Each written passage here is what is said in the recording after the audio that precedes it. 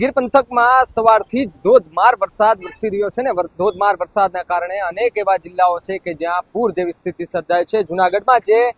જુનાગઢમાં તળાવના જે દ્રશ્યો બતાવવાના પ્રયત્નો કરું છું કે જ્યાં આગળથી આ તળાવ જે છે તેના પાણી વહી રહ્યા છે.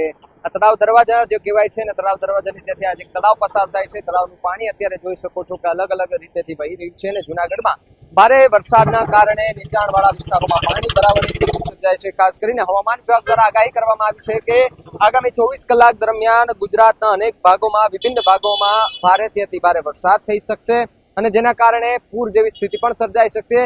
હવામાન નિષ્ણાંત અંબાલાલ પટેલ દ્વારા આગાહી કરવામાં આવી છે કે આગામી 24 કલાકમાં ગુજરાતના અનેક ભાગોમાં રેડ એલર્ટ આપવામાં આવ્યું છે. જેમ કે જુનાગઢ હોય, ઘેડ પંથકની વાત કરીએ તો ઘેડ પંથકમાં પૂર જેવી સ્થિતિ છે. મેઘો અનરાધાર વરસી રહ્યો છે. પોરબંદરમાં પણ એ જ દ્રશ્યો છે અને ખાસ કરીને ગત રાત્રિના જે વરસાદ વરસ્યો અને ગઈકાલનો જે વરસાદ વરસ્યો તે ગઈકાલના વરસાદના કારણે 24 ઇંચ જેટલો વરસાદ નોંધાઈ ચૂક્યો છે. એટલે કે પોરબંદરમાં ભારે મેઘ ખાંગા જેવા સ્થિતિ જે છે તે જોવા મળી રહી છે.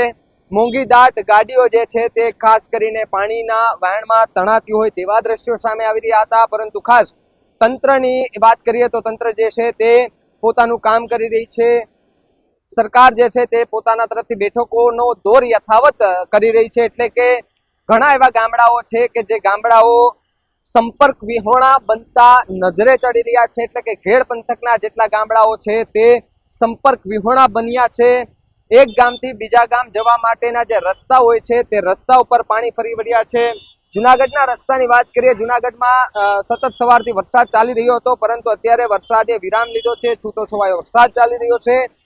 સૌરાષ્ટ્ર અનેક જિલ્લામાં વરસાદ વરસી રહ્યો છે અને જુનાગઢ જિલ્લામાં પણ અચાનક વાતાવરણમાં પલટો આવતાની સાથે જ જુનાગઢમાં જે પાણીનો પ્રવાહ છે તે ક્યાંક વધતો હોય તેવી સ્થિતિ દેખાઈ રહી છે.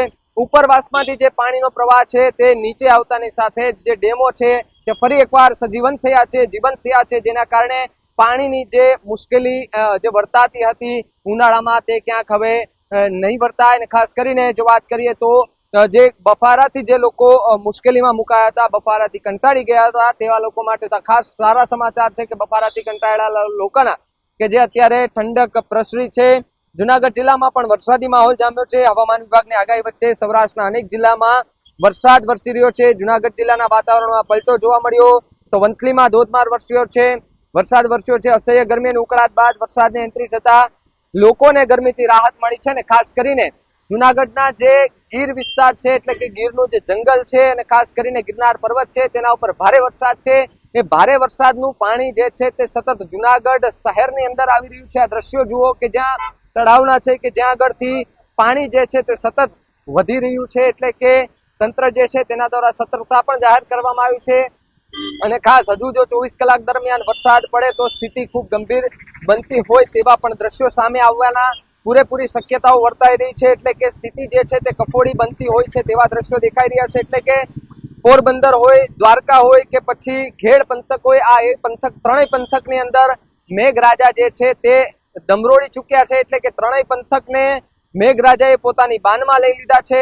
એટલો વરસાદ વરસ્યો છે કે 24 કલાકની અંદર સતત 20 ઇંચથી વધુ વરસાદ ખાબકતાની સાથે જ આખું પોરબંદર પાણીની અંદર જે કહી શકાય કે પાણીમાં વહેતું થયું હોય તેવા દ્રશ્યો સામે આવી રહ્યા હતા. તો જે હવામાન વિભાગની આગાહી છે એ પ્રમાણે 24 કલાકમાં વરસાદ વરસી શકે છે. એટલે કે આના પગલે આપણે પણ ધ્યાન રાખવું અને એવા નીચાણવાળા વિસ્તારો છે કે જ્યાં જે પણ તંત્ર છે તેના દ્વારા એક પેલું કરવામાં આવ્યું છે કે નીચાણવાળા જે વિસ્તારો છે ત્યાં પાણીનો ભરાવો થતો હોય તો ત્યાંથી એ વિસ્તારમાં ન રહેવું. એટલે કે આપણે પણ આપણી પોતાની સાવચેતી જે છે તે પોતાએ રાખવાની રહી. આવા જ વધુ સમાચાર માટે આપ જોતા રહો BS9 TV ન્યૂઝ. નમસ્કાર.